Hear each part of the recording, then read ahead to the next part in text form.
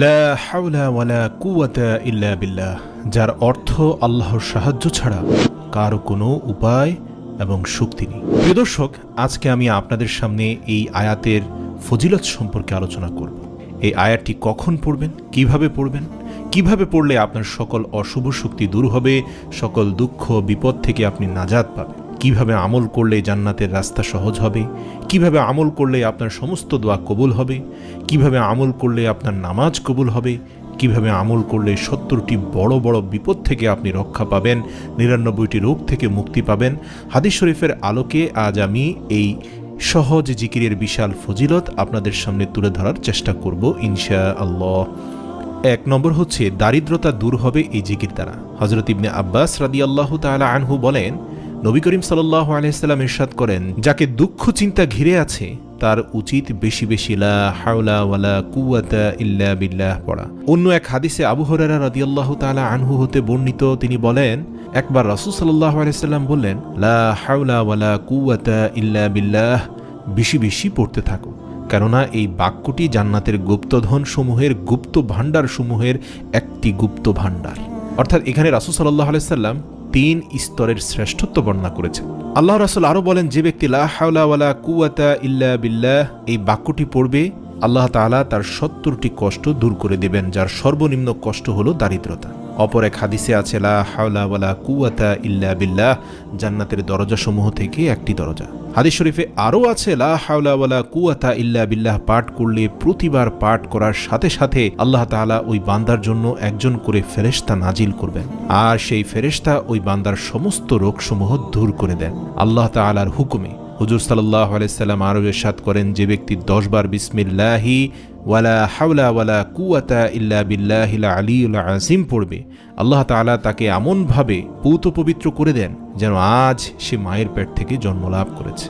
সুবহানাল্লাহ। হযরত আবু মুসা হতে বর্ণিত, তিনি বলেন, লা হাওলা ওয়ালা কুওয়াতা ইল্লা বিল্লাহ, যে ব্যক্তি প্রতিদিন 100 বার পাঠ করবে সে কখনো কারো মুখাপেক্ষী হবে না। বুখারী শরীফের 4202 নম্বর হাদিস।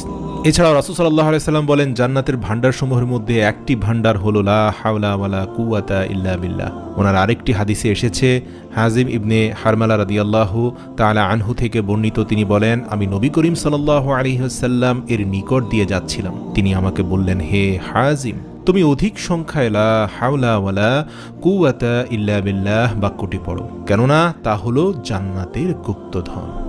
মুসলিম শরীফ 385। এছাড়া রাসূল সাল্লাল্লাহু আলাইহি সাল্লাম বলেন, যে আজানের জবাব দেবে সে জান্নাতে প্রবেশ করবে। আর আজানের জবাবের মধ্যে হাইয়া আলাস সালাহ হাইয়া আলাল ফালাহ যখন মুয়াজ্জিন বলবেন, সেখানে আপনি উত্তরে বলবেন, লা হাওলা ওয়ালা কুওয়াতা ইল্লা বিল্লাহ। এছাড়াও হাদিসে এসেছে, যারা কোরআন মুখস্থ করার সুযোগ পায়নি তাদের জন্য লা হাওলা ওয়ালা কুওয়াতা ইল্লা বিল্লাহ পাঠ করা। যেমন আবু দাউদ শরীফের 832 নং হাদিসে আব্দুল্লাহ ইবনে আব্বাস রাদিয়াল্লাহু তাআলা আনহু হতে বর্ণিত, তিনি বলেন, রাসূল সাল্লাল্লাহু আলাইহি সাল্লাম এর দরবারে এক ব্যক্তি হাজির হলেন।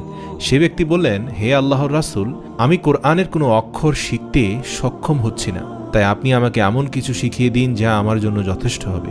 উত্তরে আল্লাহর পেয়ারা হাবিব বললেন, তুমি এই দোয়াটি পড়ে নেবে, সুবহানাল্লাহি ওয়া বিহামদিহি ওয়ালা হাওলা ওয়ালা কুওয়াতা ইল্লা বিল্লাহ। হযরত আবু হুরায়রা রাদিয়াল্লাহু তাআলা আনহু হতে বর্ণিত, তিনি বলেন, রাসূল সাল্লাল্লাহু আলাইহি ওয়াসাল্লাম বলেছেন, লা হাওলা ওয়ালা কুওয়াতা ইল্লা বিল্লাহ হলো 99টি রোগের ঔষধ। তার মধ্যে সবচেয়ে ছোট রোগ হলো চিন্তার রোগ। যারা টেনশনে থাকেন, সব সময় চিন্তার মধ্যে লিপ্ত থাকেন, পেরেশানি, দুশ্চিন্তা, বুক ধড়ফড়, এই আলামতগুলো যাদের শরীর থেকে মন থেকে যায় না, হযরত আনাস রাদিয়াল্লাহু তাআলা আনহু বলেন, রাসূল সাল্লাল্লাহু আলাইহি সাল্লাম বলেন, তাদের জন্য শ্রেষ্ঠ ঔষধ হচ্ছে লা হাওলা ওয়ালা কুওয়াতা ইল্লা বিল্লাহ। এছাড়াও আল্লাহ রাসূল বলেন, যে ব্যক্তি ঘর থেকে বের হওয়ার সময় বলে, বিসমিল্লাহি তাওয়াক্কালতু আলাল্লাহ ওয়ালা হাওলা ওয়ালা কুওয়াতা ইল্লা বিল্লাহ, এটা যখন বলে তখন একজন শয়তান যে ওর সাথে আছে তাকে আরেকজন শয়তান বলে, যে ব্যক্তিকে পথ দেখানো হয়েছে, উপকরণ দেয়া হয়েছে এবং রক্ষা করা হয়েছে, তাকে তুমি কি করতে পারবে? তখন একজন শয়তান যে ওই ব্যক্তির সাথে ছিল তাকে এসে আরেকজন শয়তান বলে, সরে যাও, তার সাথে থেকো না, কোনো লাভ নেই, কারণ সে ইতিমধ্যে এমন এক উপকরণ নিজের সাথে নিয়েছে যা তোমার মতো শয়তান কেন, ইবলিস শয়তানও তার কোনো ক্ষতি করতে পারবে না। সুবহানাল্লাহ।